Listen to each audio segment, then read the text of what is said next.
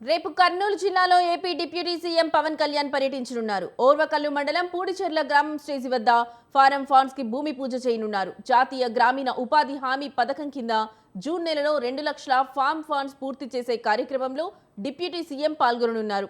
అక్కడే ఏర్పాటు చేసిన సభలో సీఎం పవన్ కళ్యాణ్ ప్రసంగించనున్నారు. ఏర్పాట్లను జాయింట్ కలెక్టర్ ఆర్డీఓ పరిశీలించారు.